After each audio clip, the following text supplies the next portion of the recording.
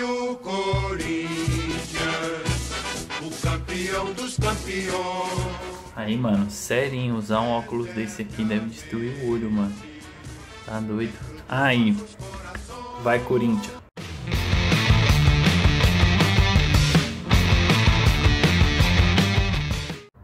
Senhoras e senhores, sejam bem-vindos a mais um Reflexões de um Tolo. Eu sou o Pedro e tô aqui para trazer uma reflexão hoje sobre futebol. Isso mesmo, que é Corinthians, mano. Eu sei que eu não tenho uma carinha assim muito de louco, mas... ou talvez eu tenha, não sei. Mas eu sou Corinthians, mano. Hoje eu vim aqui para trazer uma reflexão sobre futebol, mas sobre um problema, para falar sobre o fanatismo no futebol. Sabe aqueles caras que tipo o time tá jogando mal, como no caso o Corinthians, e aí os caras vai cobrar os jogadores, vai tipo invade o CT, quebra o ônibus, sabe? Invade os lugares onde os jogadores estão, cobrando dos jogadores um resultado, mas sem considerar que o jogador também é uma pessoa que tá ali no trabalho exposto, também com certeza está frustrado com aqueles resultados que ele está tendo.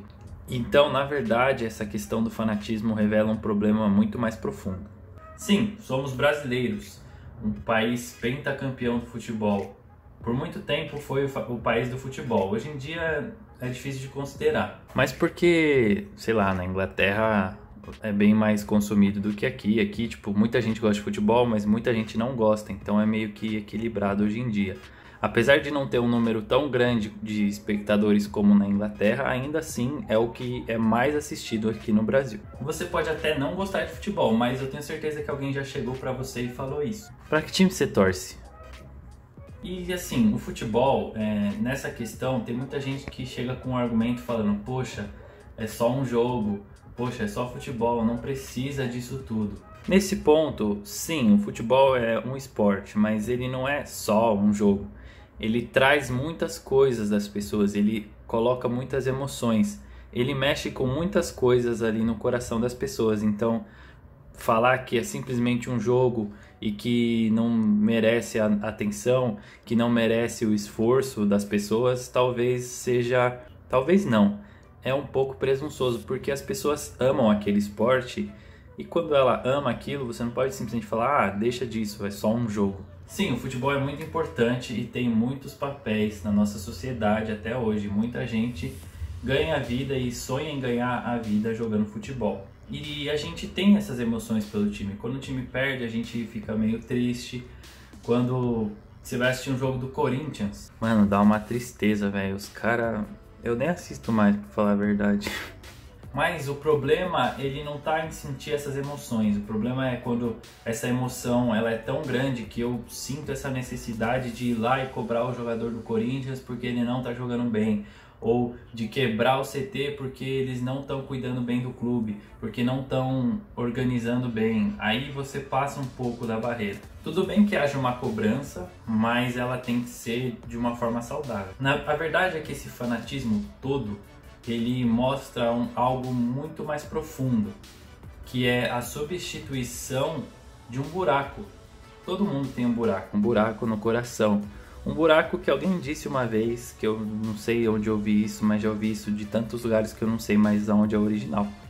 Mas alguém disse que é um buraco do tamanho exato de Deus. Só Deus cabe nesse buraco. Então, o verdadeiro problema desse fanatismo é porque as pessoas pegam o futebol, pegam um time, pegam aquilo para colocar no lugar desse buraco que só Deus pode preencher. E é claro que o time não vai preencher, o time vai ter momentos ruins, o time vai ter problemas. Cara, até, sei lá, o Barcelona, que é um time grande, que tem dinheiro e tem estrutura, tem tudo da hora, teve uma má gestão lá e aí deu uma treta, o Messi querendo sair. Então qualquer time está sujeito à ação errada de algum homem, de alguma diretoria, de algumas pessoas que podem estar ali e fazer as coisas erradas. E por isso você não pode preencher o seu coração com aquilo que depende de algum homem. E é por isso que Deus é o que encaixa perfeito, porque Deus não vai te decepcionar. Você pode não entender tudo que Deus está fazendo, mas você tem a fé de que Ele faz as coisas para o seu bem. Então o que acontece com o futebol é que preenchendo esse buraco, ou quando as pessoas tentam preencher, porque ele não vai realmente preencher, ela torna o futebol um ídolo. E a idolatria é um problema. Essa adoração a deuses, que não é o único e verdadeiro Deus, traz esses problemas. Então, o maior problema é essa questão de não preencher o vazio do coração. Como eu disse, tudo bem vocês ter as suas emoções com o futebol, mas ele não pode ser algo que vai determinar a sua vida. Até porque, se o Corinthians ganha ou perde, ou joga bem ou joga mal, não muda o que eu tenho que fazer no dia seguinte. Eu vou ter que, sei lá, entrar, trabalhar, eu vou ter que estudar, eu vou ter que fazer as coisas como eu sempre faço. Tudo bem eu ficar triste, mas eu não preciso destruir tudo, eu não preciso ir cobrar ninguém, sabe? Eu não ganho nada com isso. Então, e aqui na palavra a gente tem algumas coisas falando sobre idolatria. Vamos ler agora Romanos 1, versículos 22 e 23. Dizendo-se sábios, tornaram-se loucos, e trocaram a glória do Deus imortal por imagens feitas segundo a semelhança do homem mortal, bem como de pássaros, quadrúpedes e répteis. Então, aqui está falando de homens que conheceram a Deus, que tiveram as suas experiências, que ouviram Deus falar, mas que trocaram Deus por ídolos que eles mesmos criaram. Por ídolos que eles moldaram e fizeram, por exemplo, uma estátua. Tipo, sei lá, eu moldar esse Homem-Aranha e, tipo, agora é o Homem-Aranha meu Deus, sabe? Coisas desse tipo. E o que é o clube de futebol, se não algo criado por homens? Algo que um homem foi lá, pensou, juntou um monte de outros caras que tinham esse mesmo interesse e criou.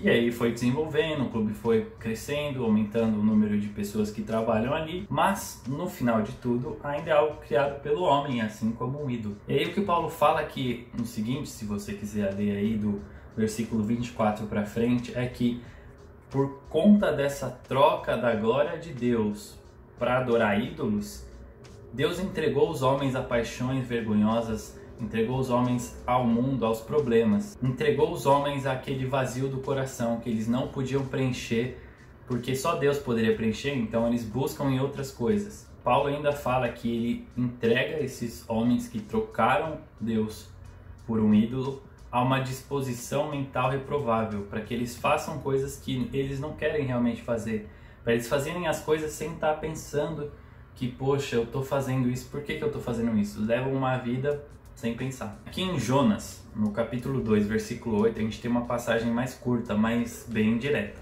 Aqueles que acreditam em ídolos inúteis desprezam a misericórdia. Então o que Jonas está falando aqui é que aqueles que acreditam em ídolos desprezam a misericórdia. Foi bem óbvio, né? Aquele que confia naquilo que o homem cria, ele despreza a misericórdia de Deus. Ele despreza o que Deus fez para salvar a sua vida. Despreza o fato de Deus ter enviado Jesus para morrer no seu lugar pelos seus pecados, para te dar uma vida eterna ao lado dele. Então, quando você adora o seu Homem-Aranha, é como se você falasse para Jesus: meu, você é inútil, eu não preciso de você, o Homem-Aranha aqui é que vai me salvar, o Homem-Aranha aqui é que me dá alegria, o Homem-Aranha aqui é que vai me dar um sentido de vida. Mas isso não é verdade. Homem-Aranha, você é legal, mas você não é Deus.